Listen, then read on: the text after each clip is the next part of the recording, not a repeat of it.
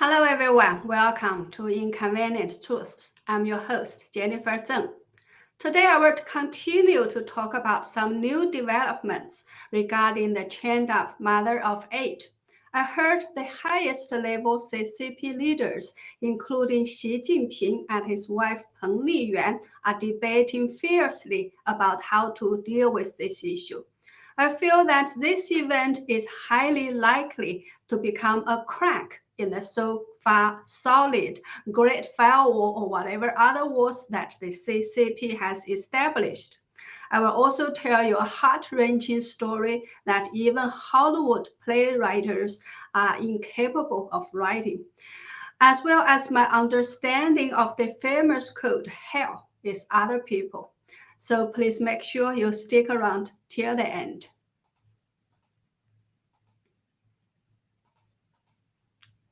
Remember last time when we talked about the case of the chained-up mother of 8 in Xuzhou City in China, we mentioned that 2 women drove to the mental hospital to try to visit her.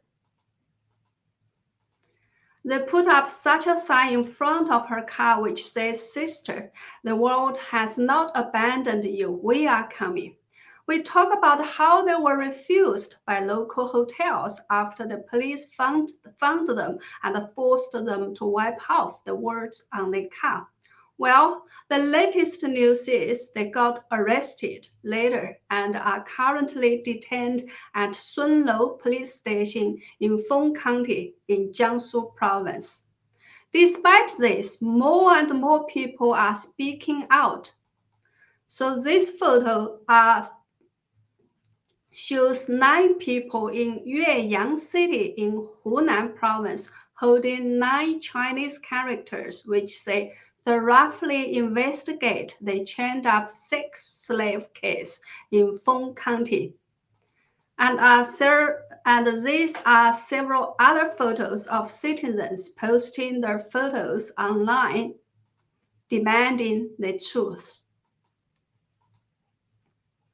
And this is the open letter from 100 Peking University alumni calling for a thorough investigation into this matter.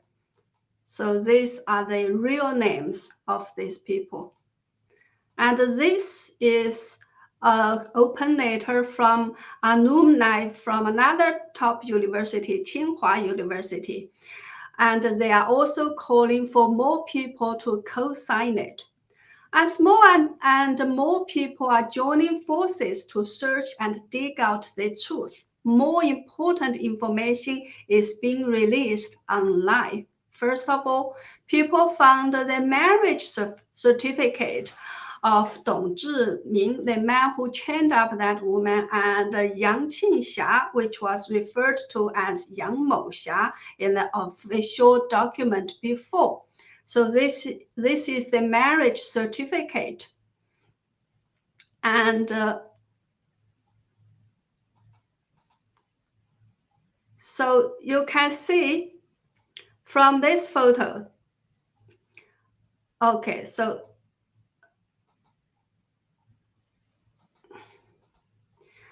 from the marriage certificate and a photo of Xiao Huamei, which is in this picture on the left, people can see that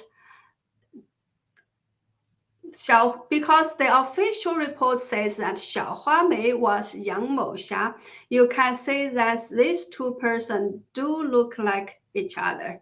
However, the problem is they don't like the chained up of mother at all from these photos you can see. So people are wondering whether Xiao Huamei or Yang Moxia has already died and this mother of 8 is another woman.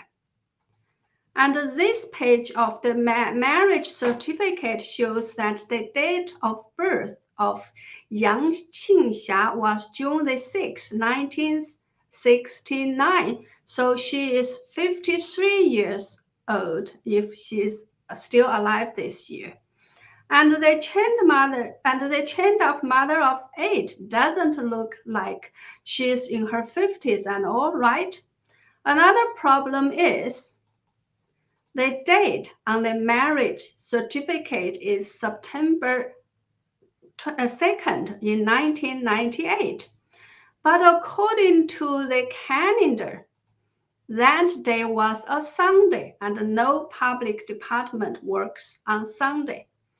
And a more serious problem is people found out that the birthday of the eldest son of Dong Zhiming was March 1997. That is more than 1 year before the marriage date, and was also before the time when Dong Zhiming's father found the woman of mother begging on the street and took her home. That was in 1998.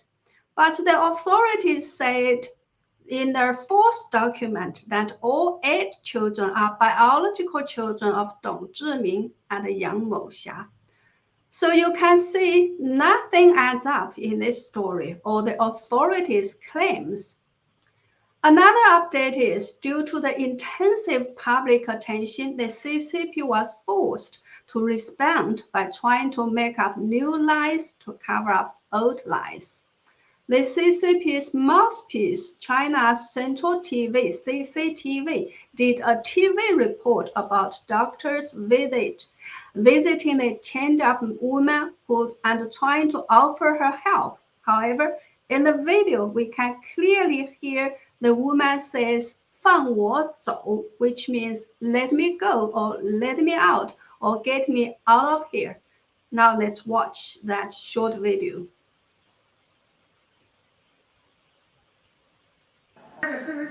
睡一会儿就好了是吧？睡一会儿就好了，喝水呗。疯了是不？哪不舒服？你跟我说，咋难受啊？那睡好吧，是吧？睡一会儿就好了是吧？ So from this, we can say that her mind is very clear. What she wants is freedom, nothing else. So she says, let me out.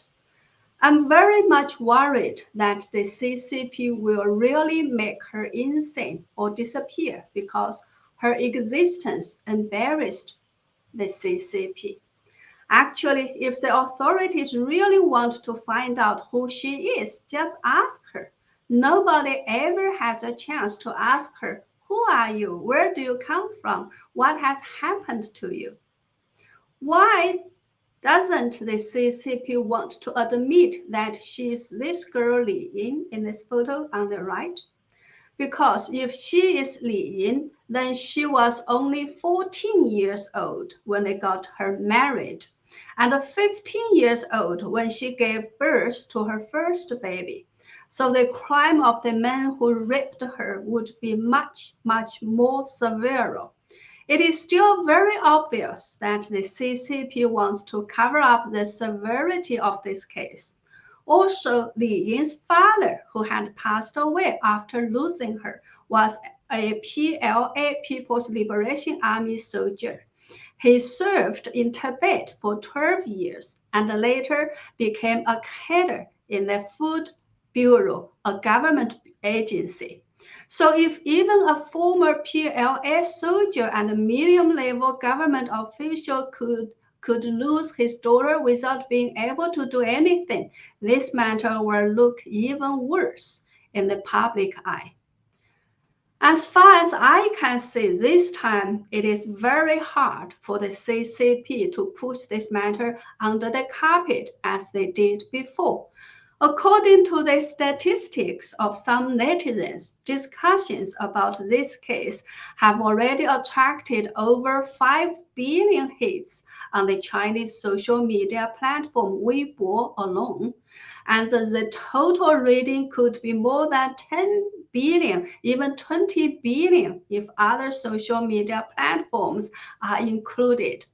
My instinct tells me that this event could become a crack in the CCP's highly guarded information firewall. Will it become a truth-seeking movement? And what will happen if the public wins this battle this time? All of this is very much worth watching. Since this matter was exposed, more and more people are posting online about what they know about human trafficking in China. For example, from 2016 to 2020, a professional photographer called Gong Yi had visited more than 100 women who had mental illness and who were sold to men to bear children for them. So these are the photos he took. Every one of them has a very, very miserable story.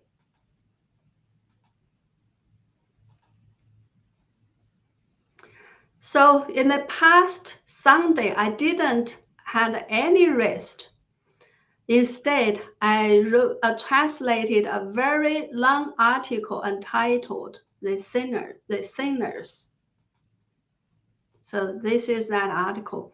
It is such a heart-wrenching story, and it is so dramatic, complicated, and twisted. I think even Hollywood playwrights cannot work out such something as intriguing as this one. So I'd like to tell that story here briefly, and I do recommend that you read the entire article later on my website at jenniferzengblog.com. The pen name of the author is Lao Fu, while his real name is Fan Fu Sheng. He once published a book called Memories of the Past. About 30 years ago, he worked at the railway system. So the story started at a railway system near Xuzhou about 30 years ago. One day, he was chatting with the station head Ho in the waiting room for soft seat passengers. They suddenly heard loud noises outside. They went out and found a large crowd of villagers. 100 to 200 of them were standing on the platform. Some of them carried a stick, some a shovel, and one even carried a pig-killing knife. He still wore a bloody apple. Apparently, he just rushed over directly from a pig slaughterhouse. And in the middle of the crowd, sitting on the ground, was a young woman trembling in the arms of a middle-aged woman wearing glasses. It turned out that the young woman's name was Mo Hua. She was a graduate student and went to that area 5 years ago to do some field study and was somehow adopted and sold to a villager called Mao Dan to be his wife. It was not clear how long it took for Mo Hua's parents to find her or how they managed to find her in that village. Anyway, that day, Mo Hua's parents, who were both professors at an institute of chemistry, together with 2 police officers from Shanghai City, went to that village to rescue her and intended to take her away by train. But all the villagers rushed over to stop them. It turned out that the station head director Ho was also from that village and knew the villagers, including the village head, well. So he managed to negotiate a solution for the 2 parties. When the police officer said that it was illegal to buy a wife, one villager said, "Everyone does it in the entire country. There are so many bachelors in the village. If they don't buy a wife, where can they get one? Plus, Mo Hua has killed 2 of her own babies. She sophisticated them as soon as they were born. How about that?" The police officers were astonished and didn't know what to say. Finally, station head Ho convinced the villagers to agree for Mo Hua to be taken away. But Mao Dan and his mother insisted that they needed to be paid back. They said they paid 800 yuan when they bought Mo Hua years ago. If they let Mo Hua go, they need to buy another woman. But the price now has increased to 2,000 yuan. So they asked for 3,000 yuan. The additional 1,000 was for Mo Hua's food in the past 5 years. Mo Hua's father, Professor Mo, was so angry when he heard this. He said that in the past 5 years, he had spent all his money trying to find his daughter, and he only had 1,500 yuan with him. After a lot of more arguments, Mao Dan and his mother finally agreed to charge 2,000 yuan only. As Professor Mo only had 1,500 yuan, so the station head, the 2 police officers, and the author of this article scrapped together 500 yuan. The author of the article also promised to borrow money from other colleagues so that they could buy their tickets home. So finally, Professor Mo and his wife took their daughter home on the condition that they wouldn't sue Mao Dan for human trafficking. Otherwise, Mao Dan would sue Mo Hua for murder. But Mo Hua's health was already ruined and had developed mental illnesses. Sometimes her mind was clear, sometimes not. She also refused to receive treatment. When her mind was clear, she told her parents what had happened to her. She said she always tried to escape, but they always caught her and then would badly beat her. The last time they even broke both her legs, they also chained her up.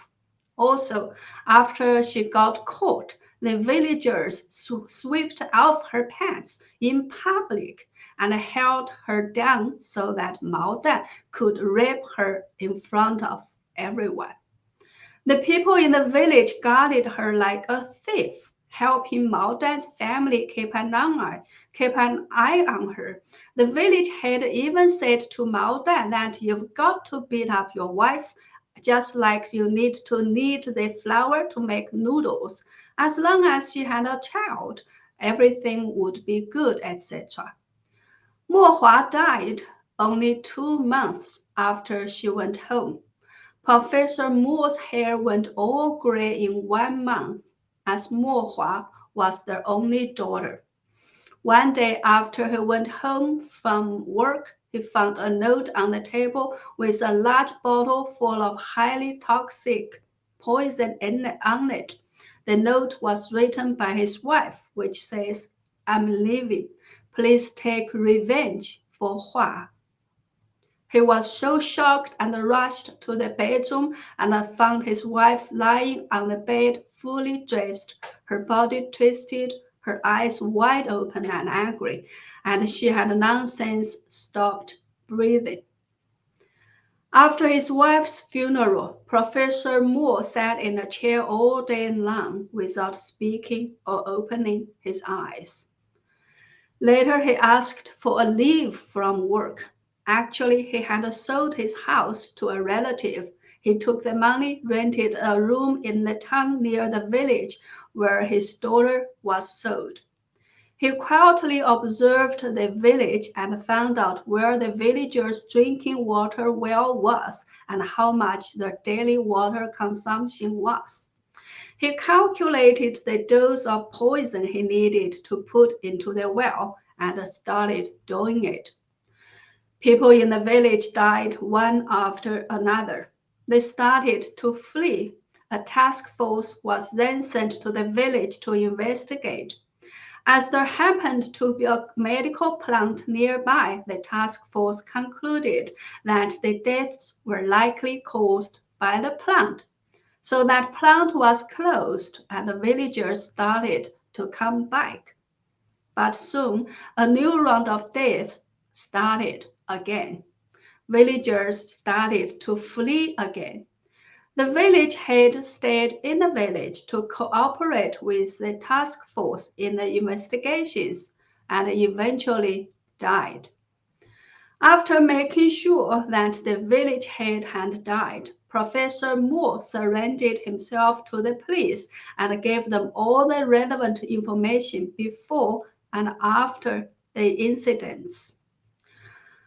Well, the story of Professor Moore stopped here. I don't know what happened to him later. My heart was so heavy after I finished translating that 5,000-word long article. I didn't know what to think or who to blame.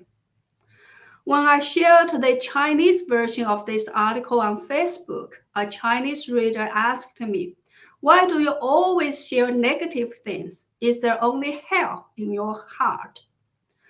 Well, his question reminds me of that famous quote from Sartre, "Hell is other people." A very talented friend of mine recently wrote a very moving song based on the story of the chained-up mother of 8, and the song is called "The World Has Abandoned Me." When he talked about his understanding of this song, he said, "Chinese society is neither heaven nor hell, but it is definitely the entrance to hell, as people's morality has declined to such a terrible state." I'm not as pessimistic as he is, so I wrote another article titled "Heaven or Hell." My main point is, although Chinese society today is indeed the entrance to hell, we can also make it the entrance to heaven. It all depends on what we do and what we choose. Even if I can't control or change others, I can at least decide whether I become heaven or hell for other people around me.